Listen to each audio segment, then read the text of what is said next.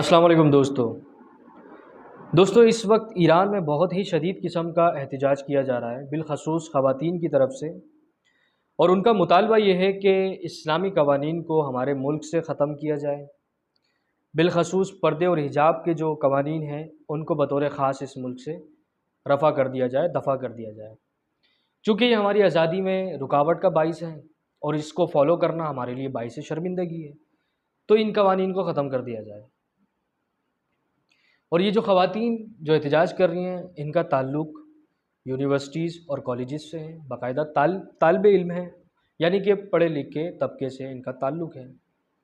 और इस एहतजाज को आलमी मीडिया बतौर ख़ास रेवोल्यूशन के तौर पर दुनिया को दिखा रहा है, यानी कि वो ये दिखा रहा है कि ईरान में अब इनकलाब आ चुका है, क्योंकि औरतें जो है इस्लामी कवानीन की मुखालफत पे उतर आई हैं और एहतजाज कर रही हैं। तो ईरान में अब इनकलाब आया ही आया।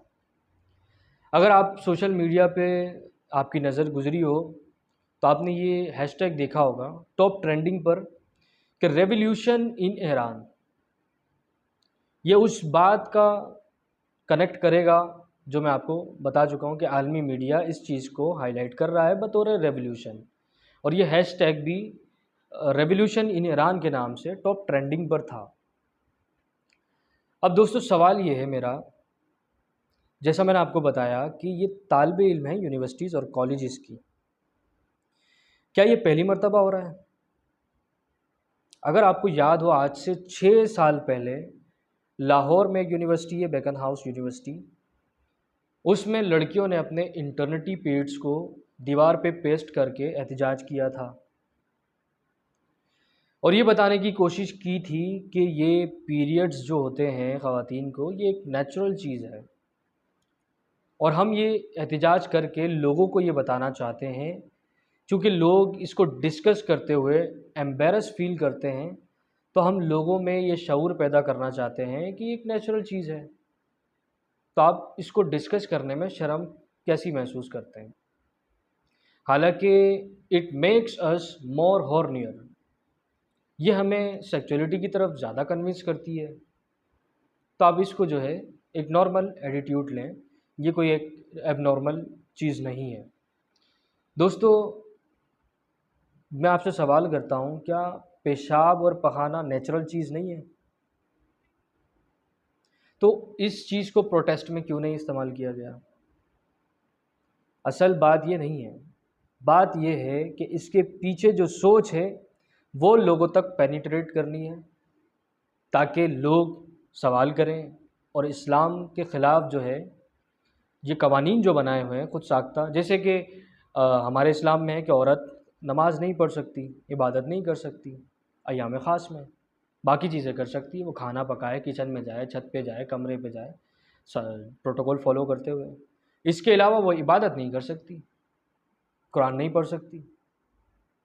तो इस चीज़ को उन्होंने हाईलाइट किया कि एक तो ये नेचुरल चीज़ है, और जो इबादत में लोगों जाने से रोक देते हैं, और ये क्या कहते हैं किचन में जाने से, खैर ये तो हिंदुओं में होता है, मुसलमानों में तो ये नहीं होता। मुसलमानों का मुकाबला करेगा कौन? अल्लाह ताला ने एक सीधा सिंपल सा रूल दे दिया आपको, और कितना ही अच्छा रूल है कि औरत के अय्याम ख़ास में जो नमाज़ें छूट गई उसकी कज़ा भी नहीं है, बाद में जो नमाज़ें आपको मिल जाएँ वो पढ़ लें। इसी तरीके से रोज़ों का भी यही मामला है। मेरा सवाल ये है कि दोस्तों इस तरह के इश्यूज़ जो पाकिस्तान में हो चाहे ईरान में हो, वो बड़ी बड़ी यूनिवर्सिटीज़ और कॉलेजेस से ही क्यों उठते हैं? ये यूनिवर्सिटीज़ और कॉलेजेस इनको इतना प्रोटोकॉल, इतनी सपोर्ट क्यों करते हैं इस्लाम मुखालिफ सोचों को? क्या यूनिवर्सिटीज़ में नाच गाने नहीं होते? क्या यूनिवर्सिटीज़ में डांस की और गायकी की कंपटीशन नहीं लगाए जाते? अब आप ज़रा यहाँ रुक के सोचें कि यही वो तबका है जो लीड क्लास तबका कहलाता है, यानी कि अब यही लोग यूनिवर्सिटीज़ से पढ़ेंगे और बड़ी बड़ी वजारतों पे जाके फ़ाइज़ हो जाएंगे, बड़े बड़े ओहदों पे जाके फ़ाइज़ हो जाएंगे। हो सकता है गवर्नमेंट में भी कोई इनको वजारत मिल जाए। अब ये गवर्नमेंट में आके जो सोच इनकी डेवलप हुई है वहाँ से, वही तो ये इम्प्लीमेंट करेंगे माशरे में आके। अगर आपको याद हो तो एक सिंध के अभी भी वज़ीर हैं, उन्होंने ये बात की थी कि मेरा ज़िंदगी का सबसे बड़ी ख्वाहिश ये है कि मैं मरने से पहले पाकिस्तान में ईसाई वज़ीर आज़म को देखना चाहता हूँ। ये हमारे एक सिंध के वज़ीर ने बात की थी। और ये तो एक वज़ीर हैं, ये यूनिवर्सिटीज़ से पढ़ने वाले जितने बच्चे और लड़कियाँ या लड़के, ये जब गवर्नमेंट में किसी वज़ारत पे वज़ीर बनेंगे, सफ़ीर बनेंगे, तो ये यही चीज़ प्रमोट करेंगे। कभी आपने सोचा कि ये यूनिवर्सिटीज़ से ही ऐसी चीज़ें क्यों निकल कर सामने आती हैं? इसको इनकाउंटर करने के लिए मज़हबी तबका जो है, चाहे वो देवबंदी हो, बरेलवी हो, शिया हो, कोई भी हो, कोई फ़र्क नहीं पड़ता। क्या ही अच्छा हो कि एक आलिम हो और साथ ही डॉक्टर भी हो, एक मुफ्ती हो साथ इंजीनियर भी हो, एक हाफिज़ हो साथ लॉयर भी हो,